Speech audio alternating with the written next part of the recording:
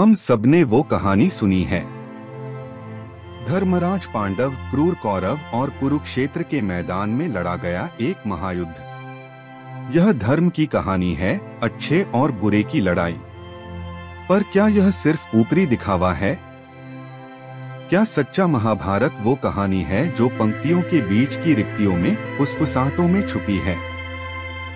ऐसे राज जो आपके सोचने पर मजबूर कर दें। मिसाल के तौर पर युद्ध की नींद को ही ले लीजिए।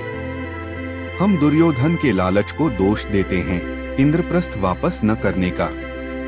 पर अनकही सच्चाई ये है कि यह युद्ध कभी सिर्फ चचेरे भाइयों का झगड़ा नहीं था। यह एक सोचा समझा ब्रह्मांडीय शुद्धिकरण था।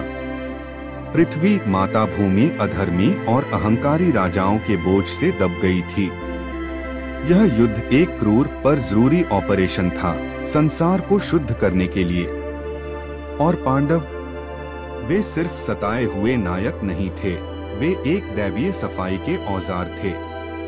और औजार हमेशा पवित्र नहीं रहते। अब कृष्ण की बात करते हैं। हमें वो चंचल राजकुमार सारथी के रूप में भगवान दिखते हैं। पर क्या आपने उनकी तटस्थता का राज सुना है?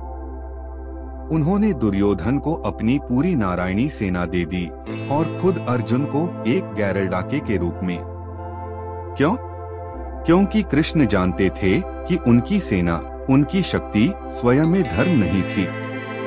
वह तो प्रकृति का एक बल था। दुर्योधन अहंकार में अंधा, संख्या को चुनता है, मूर्ख सेना को।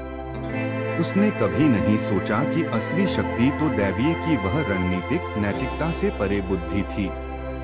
कृष्ण ने धर्म के नियमों से नहीं खेला, वे स्वयं नियम थे। और महान भीष्म, उनकी ब्रह्मचर्य की प्रतिज्ञा का गुणगान होता है।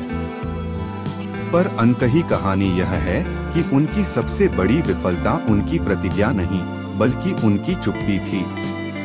उन्होंने हस्तिनापुर की सभा में अन्याय होते देखा, द्रौपदी का चीरहरण, भीम को जहर दिया जाना, जुए का झूठा खेल।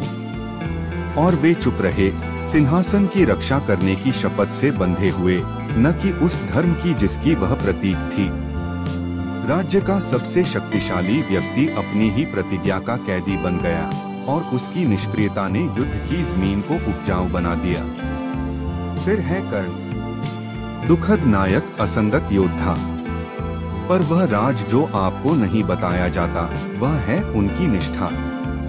वह जानते थे कि दुर्योधन दोषपूर्ण है। वह जानते थे कि राह विनाश की ओर जाती है। पर उन्होंने धर्म से ऊपर दोस्ती को चुना। उनका जीवन एक सवाल है, क्या उस व्यक्ति के प्रति निष्ठा, जिसने आपको सम्मान दिया, सत्य के प्रति निष्ठा से ज्यादा पवित्र है? वह सूर्य देवता के कारण नहीं, बल्कि सम्मान के कर्ज में डूबकर खत्म हो गए।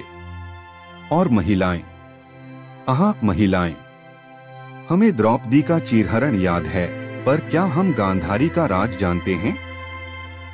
उन्होंने अपनी आंखों पर अपने अंधे पति धृतराष्ट्र के साथ एकजुटता में पट्टी बांध ली।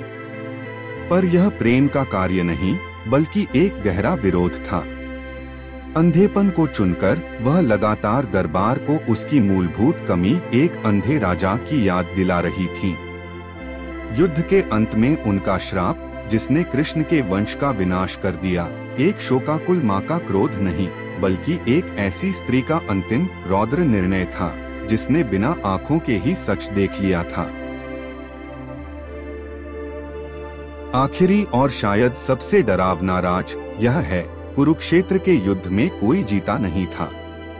पांडव जो धर्म के लिए खड़े हुए, ने अपने ही कुटुंब, अपने बेटों, अपने गुरुओं के खून से सनी हुई एक राज्य जीता। उन्होंने कुछ समय तक राज तो किया, पर उनके दिल एक ऐसे दुख से भारी थे जिसे कोई भी सिंहासन हल्का नहीं कर सकता था। महाभारत का अंतिम सबक यह नहीं है कि अच्छाई बुराई पर जीतती है, बल्कि यह है कि युद्ध में हर कोई हार जाता है। ब्रह्मांड का शुद्धिकरण हुआ, पर एक ऐसी भयावह कीमत पर जिसकी गूंज युगों युगों तक सुनाई देती रहेगी। तो अगली बार जब आप महाभारत की कथा सुने, गौर से सुनिए।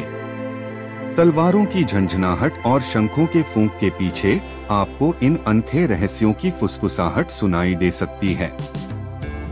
एक ऐसी कहानी की असली डरावनी सच्चाई जो हमें बताई गई कहानी से कहीं ज्यादा जटिल, कहीं ज्यादा मानवीय और कहीं ज्यादा भयानक है।